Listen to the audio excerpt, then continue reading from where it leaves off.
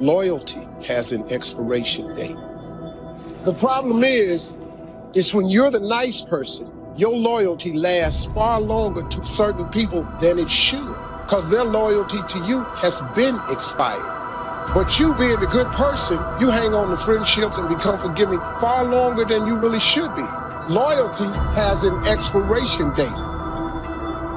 I came to talk to you as living creatures who have found restrictions in the place that you once found nurture and found yourself imprisoned by narrow thinking people and narrow thinking circumstances and narrow evolving predicaments. I came to tell you that you cannot feed in one realm and stay in that realm, that if you get enough on the inside of you, you will find a discomfort in staying in the dimension that you once lived in. And I came to prepare your hearts and minds. If you're not prepared to go through some bloody stuff and some stinky stuff and some dirty stuff, you don't want to keep feeding on this kind of word, because if you feed on this kind of word, it will open up your mind and open up your thinking and open up your ideas and open up your concepts until all of a sudden you are uncomfortable in what you were once comfortable in. You're thinking on another level, and it's causing a separation, because what used to be funny isn't funny anymore. What you used to enjoy, you don't enjoy anymore. And what you used to be satisfied with, you're not satisfied with anymore. And all of a sudden, you don't fit in the places you used to fit in. And you don't even understand it. And they think you're acting funny, and they think you're acting strange. And they say things like, you forgot where you came from. I didn't forget it. I just can't stay in it.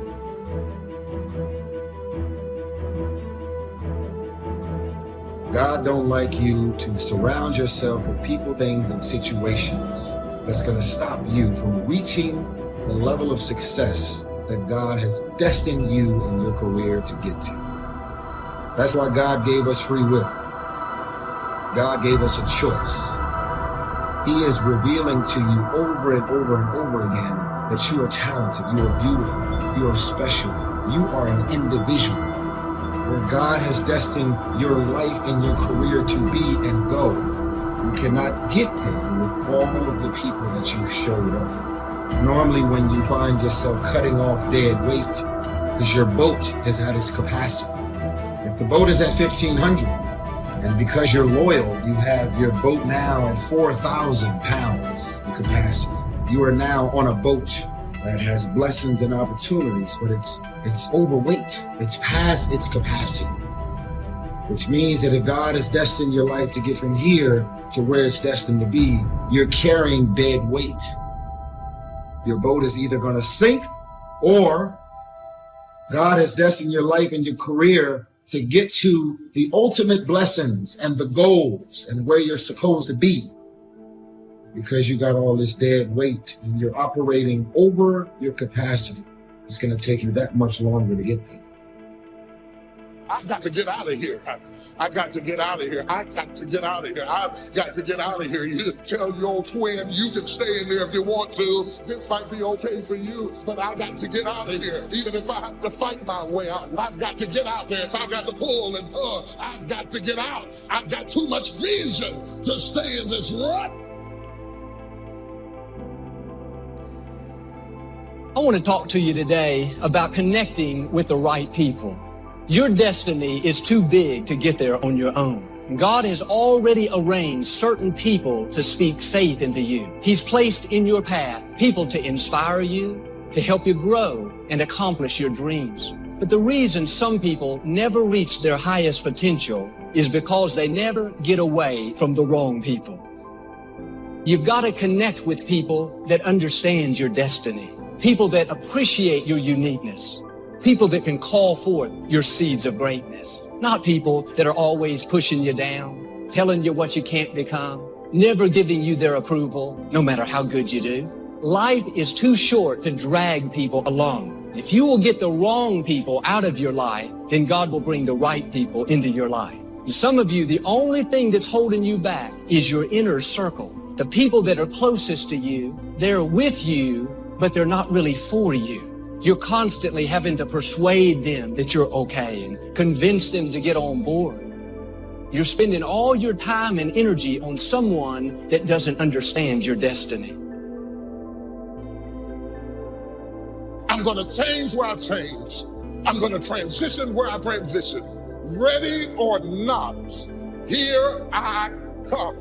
Like it or not, here I come. Celebrate me or not, here I come. The hardest thing to do, the hardest thing to deal with, the hardest thing to manage, the hardest thing to put up with is transition. The thing we hate the most is transition. We hate it because it takes us out of our element. It takes us out of our comfort zone. It takes us out of the place where we are secure and we've learned how to manage and control everything. You cannot control everything when you are in transition. It is what it is. It happens like it happens. I can't get my hair done and do it. I can't be pretty about it. I got to come out any way I can. I'm in transition. I can't meet with the board or get everybody to approve it. When my water breaks, get ready. Here I come. Touch your neighbor and say, move. Move. I'm grown out of this spot. Move. I'm coming into another dimension. Move. I see a door opening for me. Move. Born again, again, and again, and again.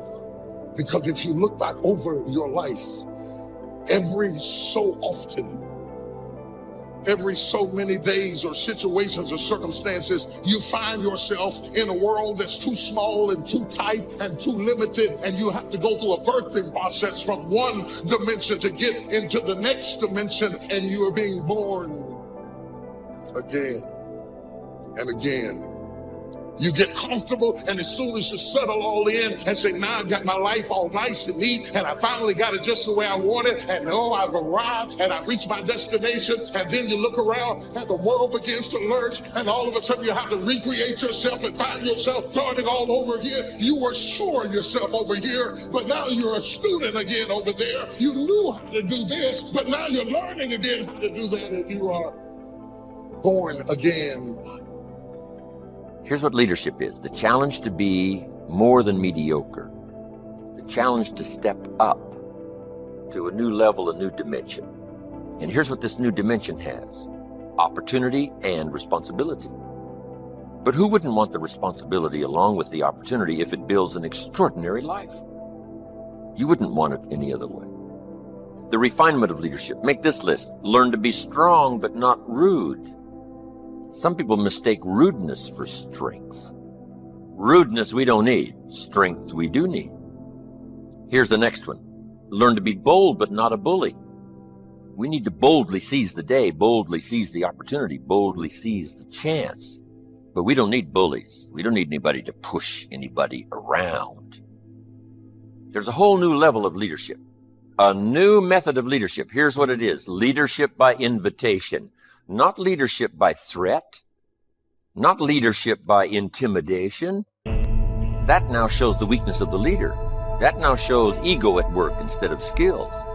But it's leadership by invitation. Invite somebody to a better way of doing things. Here's what else it's called. Leadership by inspiration. Inspiring somebody to make the necessary changes to move up or to get the job done. As leaders, we inspire. As leaders, we entice. As leaders, we invite, entice, inspire, not threaten. New kind of leadership. Be bold but not a bully. Next, be kind but not weak. Some people mistake weakness for kindness. It is a great mistake. Kindness isn't weak. Kindness is a certain unusual strength. But don't say, I must be weak in order to be kind. The answer is no. Sometimes you have to be unusually strong to be kind. Somebody coined the expression, tough love. Love that really tells the truth and levels, sometimes with a broken heart, but whatever has to be said, has to be said. Kind but not weak. Here's another one that's excellent. Be thoughtful but not lazy. We need to give thought, but we also need to take action. As you grow up and get older, you start realizing what actually makes sense for your life and what don't make sense for your life. You may revisit the things that don't make sense for your life occasionally sometimes. But that's when you decide that you want to have that moment. But for the most part, because I grew up with my brothers and sisters, doesn't mean that we're actually going to walk in the same path. Because I have my friends that I grew up with doesn't mean that we're going to move and walk and have our lives, family, mind state, career choice, the way we think, the way we move, moving in the same direction. Some of y'all are loyal, have this power struggle with this concept called loyalty.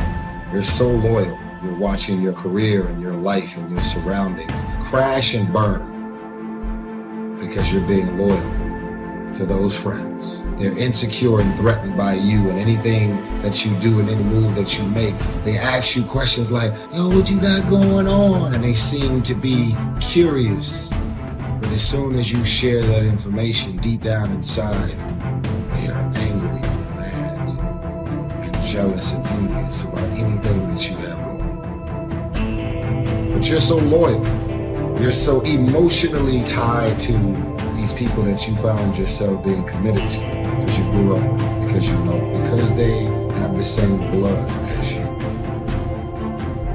You hold on to things that don't make sense for the new season of your life. But because you actually know them, because you're comfortable with them, because you're used to it, because they may know all of your business and your secrets, you hold on to dead weight. People are in your life for a reason. Other people are there for a season. But it's important to recognize when people's seasons are over. I found some people you have to love from a distance. They're still my friends, but they're not in my inner circle. Don't cast your pearl among swine. You could say your pearl is your gift, your personality. It's who you are. When you get around true friends, people that really believe in you, they won't be jealous of your gifts. They won't try to talk you out of your dreams. It'll be just the opposite. They'll help you develop your pearl, polish your pearl, enhance your pearl, grow your pearl. In other words, they'll give you ideas. They'll help push you further along. You shouldn't stay around people that don't value your gifts and appreciate what you have to offer. That's casting your pearl among swine.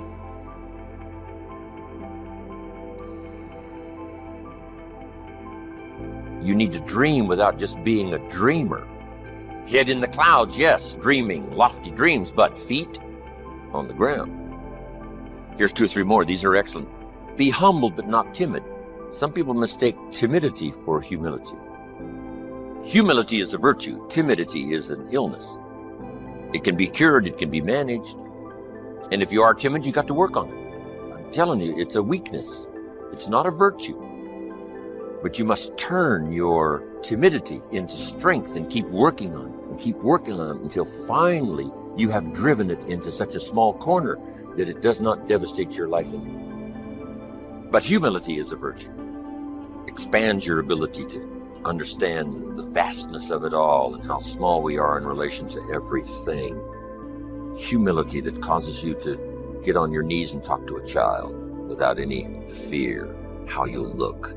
Humility to understand, yes, humans are unique, but in the vast space of it all, we're all pretty small. Yes, we know, but what we don't know is so much greater than what we do. Here's a couple of more. Be proud without being arrogant. There's something to be said for team pride and community pride, company pride, personal pride. But don't cross the line to where your being proud now becomes arrogance. Pride we need, arrogance we don't. Arrogance is usually the childish attempt to make up for lack of self-worth. The childish attempt to make up for lack of self-worth has a tendency to create arrogance. And you know the worst kind of arrogance? Arrogance from ignorance. That's the worst kind. If a guy's smart and arrogant, we can tolerate that. But if a guy's dumb and arrogant, that's hard to take. So now, all leaders must learn the basic laws so they can use them as illustrations as well as use them for productivity. Here's the first of the basic laws. Whatever you sow, you reap. Now here's another way to put it on the positive side. In order to reap, you must sow. Reaping is reserved for those who sow, who plant. To deserve the harvest, you must plant seed. Take care of it in the summer. Carefully harvest it, and then do wise things with the harvest. Now, here's the rest of the law of sowing and reaping. If you sow good, you reap good. If you sow bad, you reap bad. You can't sow bad and hope for good. You can't plant weeds and hope for flowers. It works both positive and negative.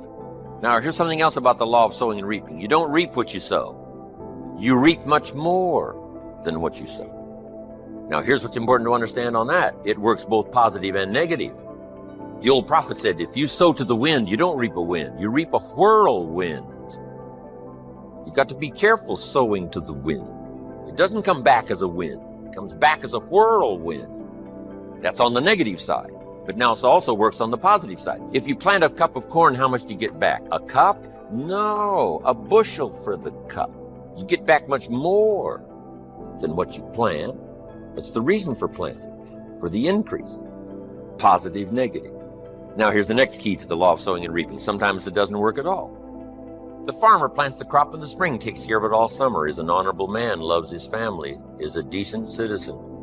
But the day before he sends the combines into the field, a hailstorm comes along and beats his crop into the ground, and it's gone, it's lost.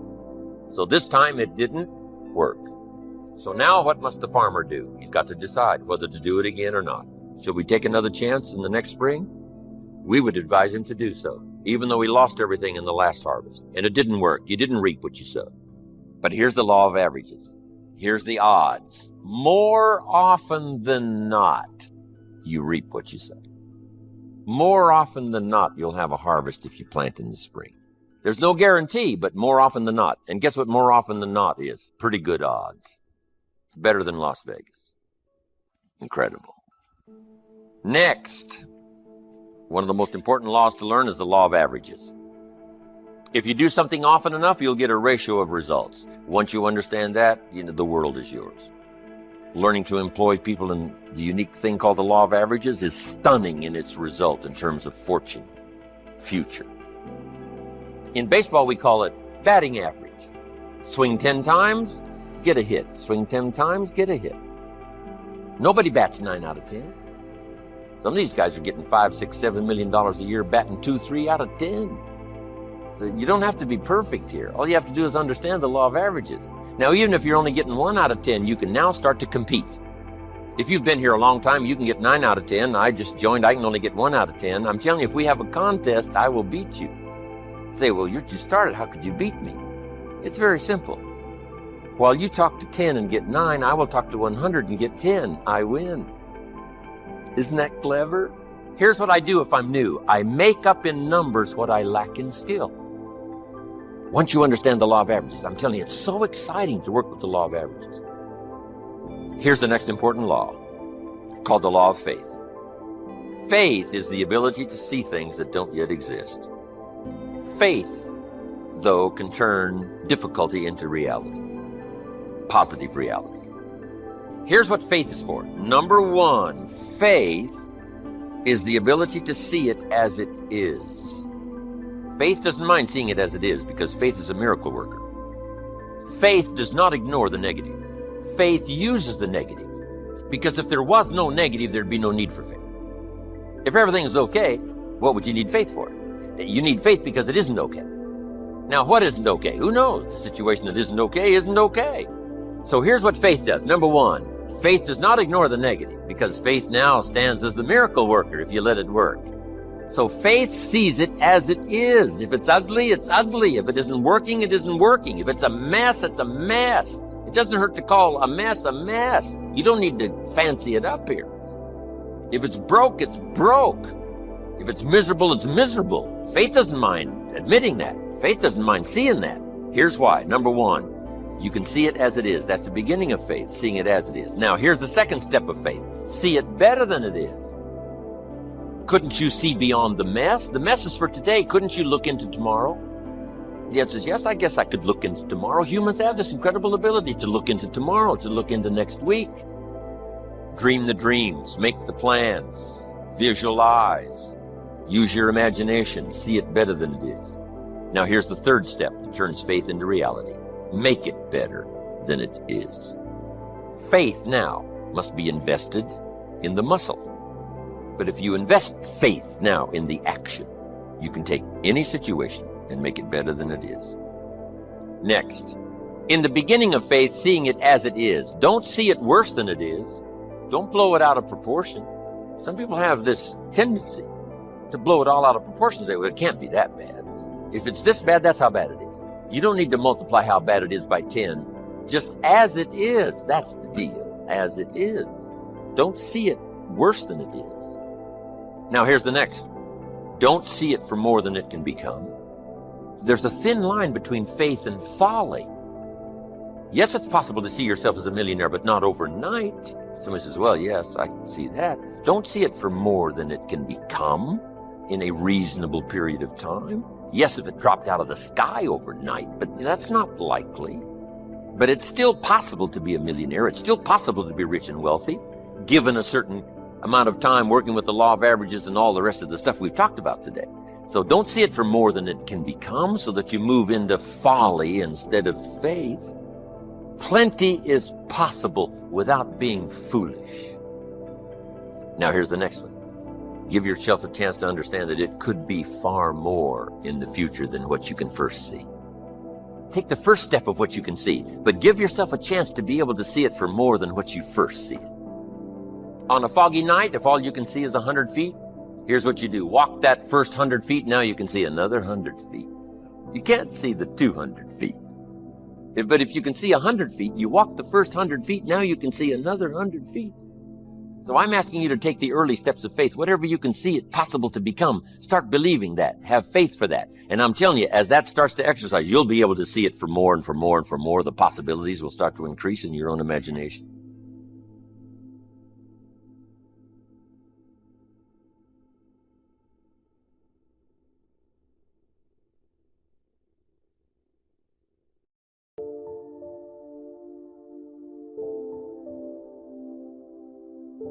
Mr. Shelf gave me all kinds of examples on lifestyle. He gave me 2 phrases that helped change my life. In case you have to leave early, let me give you these 2 phrases. It'll be worth the price of coming and being here today. Just take these 2 phrases home, in case you have to leave early. Here's number 1. Shelf said, Mr. Rohn, if you wish to be wealthy, study wealth. When he said that, I said, my gosh, I don't know anybody that studies wealth. Where am I going to learn it? He said, never mind, Mr. Rohn, now that you've met me, if you'll be with me for a while, he said, and if you'll commit yourself, he said, I will teach you. And he taught me. He taught me the book. He taught me the stuff.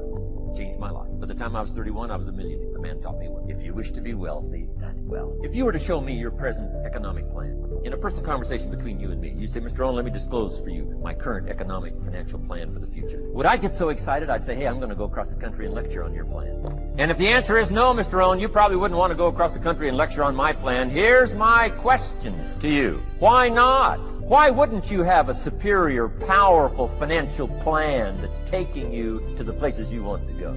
I'm asking you, if you find yourself caught like I was at age 25, make the personal commitment today and say, I'm going to study and I'm going to change. And 5 years from now, nobody's going to be able to say, how come you don't have a superior plan living in a superior country with superior opportunity? Nobody's going to be able to say that 5 years from now. If you'll make that commitment, I'm telling you, this will be one of the most exciting days of your life. Not because of my seminar. It'll be one of the most exciting days of your life because of your commitment to this simple little process I've outlined for you. Here was the second phrase. Mr. Shelf said, Mr. Rohn, if you wish to be happy, study happiness. I didn't know happiness was a study. My best hope for happiness at age 25 was to just go through the day with my fingers crossed, hoping somehow something would make me happy. Shelf said, no, Mr. Rohn, happiness is not something you postpone. Happiness is not something off in the future. Happiness is something you design. You've got to get the word. Happiness is something you design. Happiness is a study. Happiness is a practice. Happiness is an art. It's not an accident. It's an art. And anybody that wants to can study, practice the art, happy living.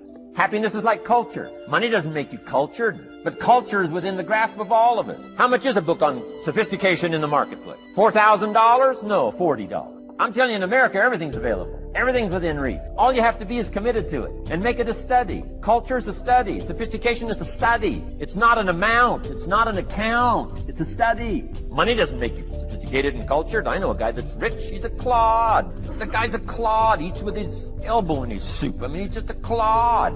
Nothing much more pitiful than a rich clod. I mean, it's a sad thing to see.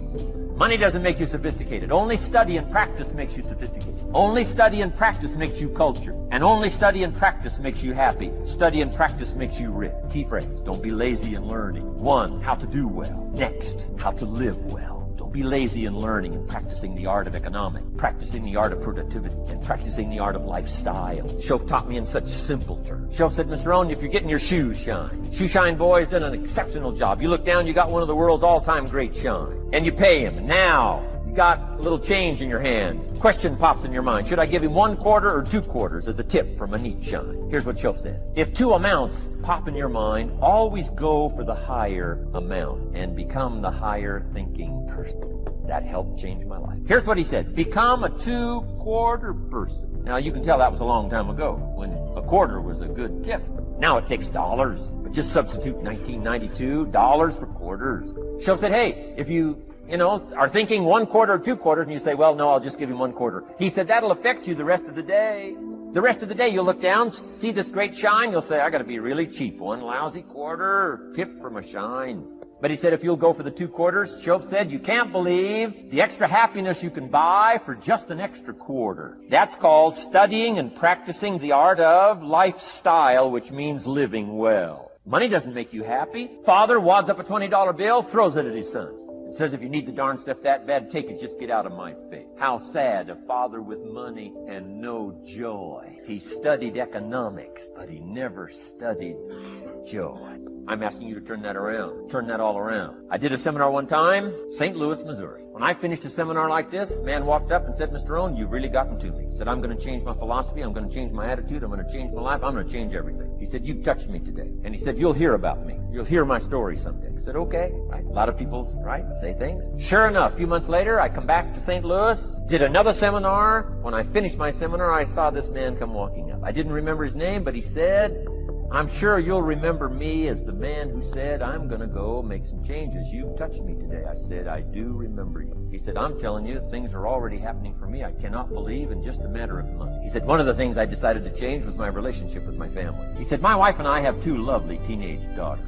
Parents couldn't ask for any more beautiful, lovely daughters. And he said, I'm the only one that's given them trouble. He said, these daughters of ours have never given us any trouble. He said, I've usually been the one all these years, giving all the trouble and all the sad. He said, my daughters love to go to the rock concerts, and I'm always giving them trouble. They have to beg me for the money. He said, I don't want you to go. You stay out too late. Music's too loud. It's going to ruin your hearing. You won't be able to hear the rest of your life. And he said, I just get on their case. And he said, they keep begging. Finally, when they beg long enough, I say, all right, here's the money. If you have to go that bad, just go. So that's how I've been up until now. But he said, after I left your seminar, I decided to change all that, called lifestyle, living well. He said, you won't believe it. Not long ago, I picked up the newspaper, and I saw an advertisement, and I knew my 2 daughters, it was one of their favorite performers, was coming to town. He said, guess what I did? He said, I went down and bought the tickets myself, and brought them home, put them in an envelope. And when I saw my daughters later that day, he said, I handed them this envelope, and I said to my 2 lovely daughters, you may not believe it, but inside this envelope are 2 tickets for the upcoming concert. They could not believe. And he also added, you'll be happy to know, begging days are over. Now they cannot. He said, now don't open the envelope till you get to the concert. They said, okay. So they go to the concert, come concert time, open up the envelope, hand the tickets to the usher. He says, follow me. And he starts down front. The girls say, hey, hold it. Something must be wrong. He takes another look. Says, no, nothing's wrong. Follow me. 10th row, center. Now they cannot leave.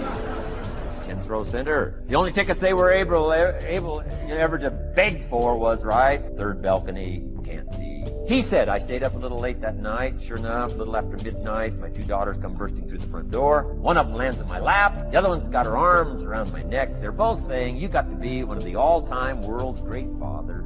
He said, Mr. Rohn, you're right. I can't believe. Same Money, different thought. He said, I've started making the changes and I decided to start with my teenagers, my girls. He said, what a difference it's making in my life. And I'm telling you, you can do that with your lifestyle. You can do it with your sales career. You can do it with your management career. You can do it with any part of your life. If you're looking for equities, unmatched. My favorite book says the greatest among you will be your servant. How many of you are serious about your goals and dreams? Raise your hands.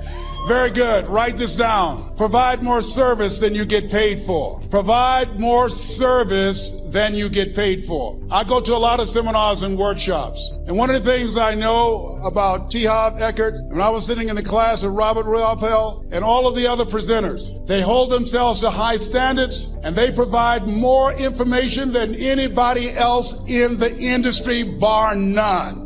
They hold nothing back because their commitment is for your success. And when you hold yourself to high standards, write this down, impact drives income. That's why you're here, because the training, the seminars, been making a difference in your life. If there did not have impact, 200 or 300 people would be here, if that amount. Impact drives income. So I became the errand boy for the disc jockeys. I would go get their lunch and their dinner, and I would bring it to them in the control room, and I'd watch them working the control boards, knowing my time will come. Write this down. I expect to reach my goal. Yes, you want to operate with a spirit of expectation. I expect to reach my goal. So I started preparing for the next position. Never forget one quote that I heard: as you look at your life, you look at your goals and dreams. It's better to be prepared for an opportunity and not have one than to have an opportunity and not be prepared. If you expect to reach your goal, prepare yourself now. And so then pretty soon, the guys at the station, they begin to take a liking to me. Write this down. Build relationships. As you're aware, people deal with people that they know, like, and trust. And so they would say, Leslie, yes, sir. Come here, yes. Come outside. Who did this? Oh, your car? Yes. Who cleaned my car? I did, sir. I would wax their cars on the weekend, inside and out. How much do you charge? Oh, nothing, sir. I just sworn to help out. I was providing more service than I got paid for. I was building relationships. They said, whoa, look here. Donna Ross and the Supremes are coming to town. The Four Tops and the Temptations. Here are my car keys. Pick them up for me. Take them to the Fontainebleau Hotel on Miami Beach. I said, yes, sir. I would drive them all over Miami Beach in their big, long Cadillacs. I didn't have any driver's license, but I was driving like I had some. Then one day, it was a Saturday afternoon. A disc jockey by the name of Rockin' Roger was drinking while he was on the air. It was a Saturday afternoon, and I was the only one there. Rockin' Roger got so drunk, he could not complete the show. He started slurring his words. He's about to fall off the chair. And there I was, looking at him through the control room window, walking back and forth, young, ready, and hungry. Of all my memories with my father, my most precious one I just shared with you. And it was in the last 2 hours of his life, and it wasn't planned, and it wasn't a vacation, and it cost no money. I'm the most proud of my dad in that moment, right? And I say to you, heaven is you meet that person and you're identical twins. Hell is you end up meeting that dude someday and you're a total stranger. You didn't go down the road. You didn't make the difference. You didn't do the hard things. You didn't make the sacrifices. You didn't grow. You didn't improve yourself. That's hell, and you live with that forever. See, I said earlier, time is running out on you. We're here for a flicker, man. This life's a flicker. It was like yesterday I gave my dad that coffee cup when he was 40 years old. It was yesterday I gave my first speech. It was yesterday I was in that Velcroed Mercedes. It was like yesterday. Now balling around on some jet, my dreams are all held together with Velcro just like yours will be. It's all tenuous. It's all fleeting. We can make them all happen. But the idea I want for you is I want you to go to heaven when you die. That makes sense? All right, hope it changed your life. Max out. All right. Thank you.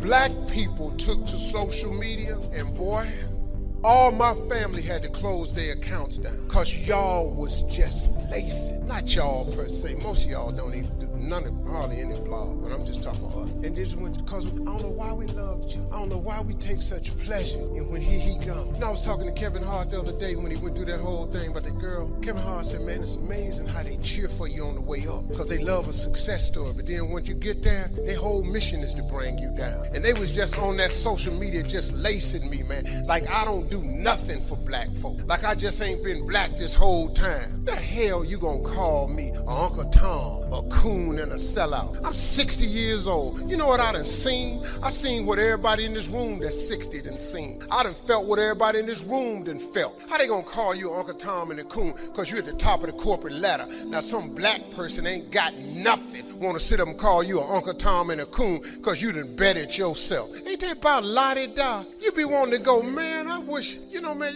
you be wanting to say something. But you know what though? You can't say nothing. Because my grandmama taught me something a long time ago. If you hang a sheet out on the line and you get some doo-doo on it, don't wipe it because you ain't gonna do nothing but smear it. She say just wait till it dry. It'll fall right off.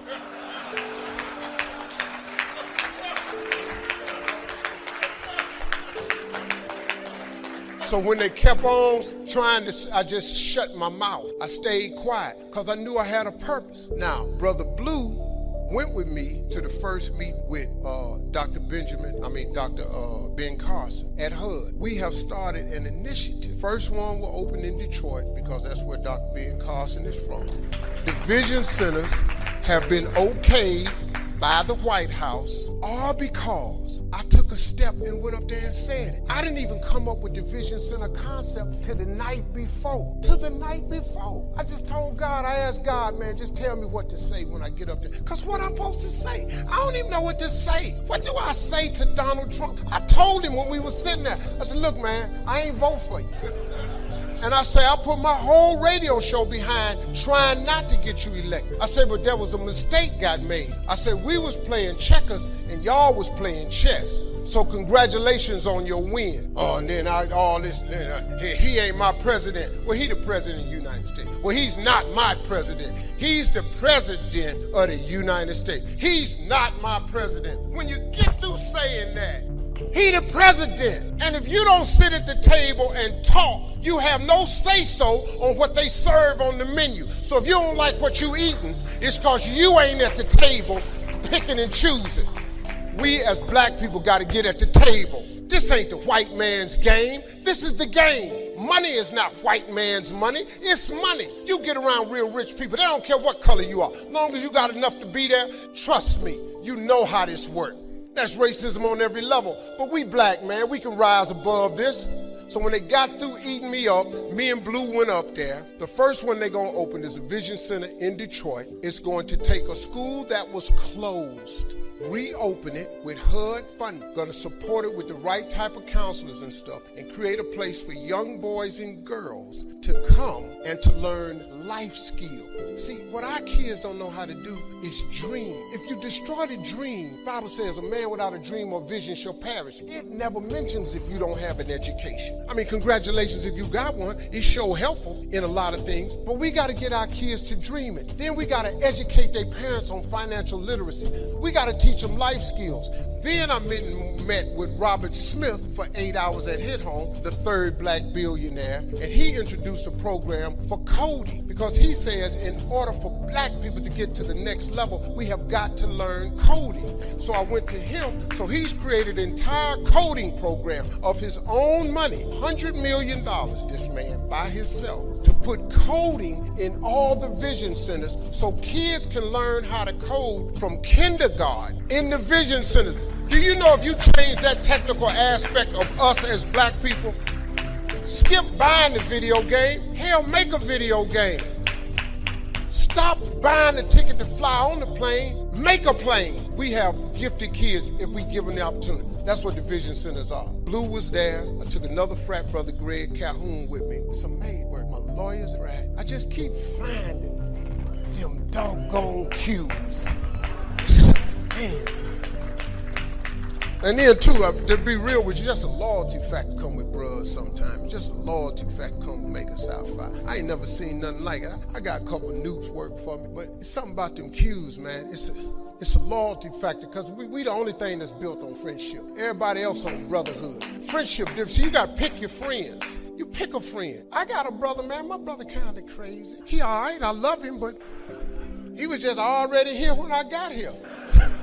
So we're doing some incredible stuff with it. I want to thank Brothers of Omega Psi Phi because they've understood the program that Brother Blue has explained to them, and we're going to do some things together. A couple of these housing developments I envision as Omega Psi Phi presents Vision Home for a certain city. I would love for that city to be Atlanta, Georgia, as Psi Chapter. That's where the headquarters is.